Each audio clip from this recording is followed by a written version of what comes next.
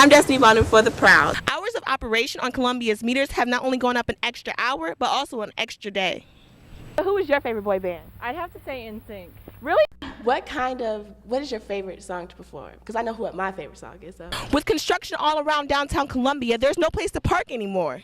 I'm your host, Destanye Baldwin, and today on the show we have local designer Allison Turner. Hi, I'm Destanye Baldwin And I'm Jared Hopkins. for The Proud.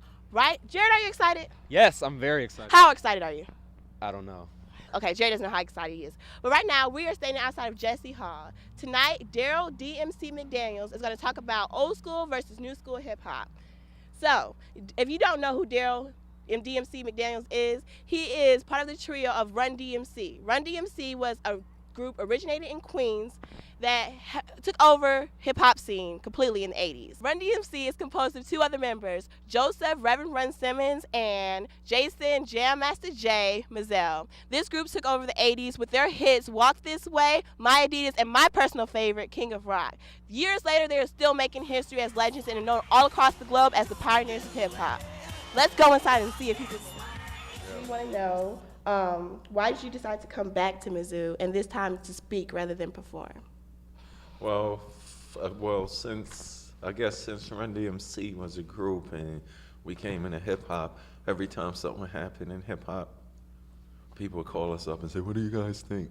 Because they looked at me, Jay, and Run as like the godfathers of hip hop and the pioneers. So every time there was an issue, what do you think about Tupac dying, and what do you think about Biggie dying, and what do you think about violence in hip hop, and what do you think about the way rappers disrespect women? Like, they would always ask us. So I kind of got tired of always every year having to speak on it. But then I actually spoke to Chuck T at Public Enemy, and he does lectures, and he was like, "Oh, D, every time I read an article on you or I see you on TV doing an interview, you're so informative. You should do lectures." So basically, that's why I'm out here, because people have a lot of misconceptions about hip hop. So I come to set the record straight. That's what we like to hear. Very cool, very cool. Well, I found a quote the other day from Rolling Stone, and here it goes. It was Run DMC that introduced hats, gold chains, and untied sneakers to youth culture's most stubborn demographic group, white, male, suburban rock and roll fans. Wow. In the process, the trio changed the course of popular music, paving the way for rap's second generation. Do you think if you hadn't had this persona that hip-hop would still be as successful as it is today? I think hip hop would have still been successful if we didn't do what we did.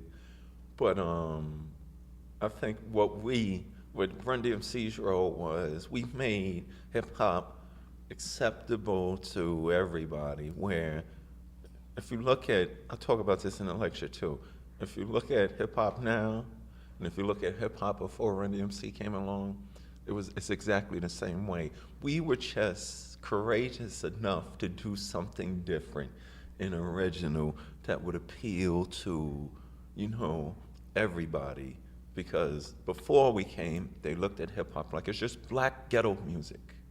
But we looked at it like, yo, it's like rock and roll. You could sing, you could rap over anything. A singer could sing over anything.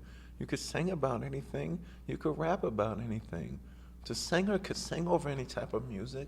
We could rap over any type of music. So I think what we did, we looked at, well, we didn't do it purposely, but we created a bigger picture for the art form.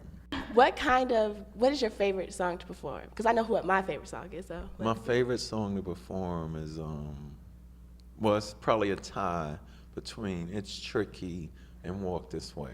It's about how to present the perfect hip hop song and that will relate to everybody, to cover all the issues. So our thing was, you got a lot of rappers out there. You had, Melly Mel with The Message, Africa Bambaataa with Planet Rock, Curtis Blow, we breaks and Christmas rapper. But then you had a whole bunch of other MCs and rappers out there, like the way it is now, who was putting out a lot of bull. So we was just making a statement in order to be really, really good at it's hard to be really, really good and effective, especially to get people to pay attention to rap, because they're already looking at rap like, this ain't gonna last. Rap is a fad, so it's tricky to rock a rhyme, especially when it's going to be right on time to change the world. That was the whole motivation. A couple of days ago, it was announced that you're going to be inducted into the Rock and Roll Hall of Fame. Right. How do you feel about hip hop? I know Grandmaster Flash is already in it. Yeah, 2 years ago they were. How does that, like, how do you feel knowing that hip hop is being recognized? Well, right, it's a good thing. It's vindication because in the beginning people thought hip hop wasn't going to last. When we first started out, they would ask us, "Where do you think you'll be in 2 years?" And we would go, "In 20 years, we'll be back here doing an interview with you." But it's vindication because people thought hip hop was a fad. And now we're in the Rock and Roll Hall of Fame, which is a whole nother level. Very cool. That's so cool. It puts you up there with, you know, All those- Elvis, Buddy Yeah, Holly, that's the weird. Rolling It's Stones, weird. U2, all these big names. Yeah. That's great. Congratulations, by the way. That's about all the time we have. Thank you so much. It was Thank a you for pleasure to having meet me. you. Thank you for having me. Once again, this is The Prowl on MUTV. That's right, y'all. This is DMC and the place to be. And right about now, you are rocking with the Prowl because we got it going on.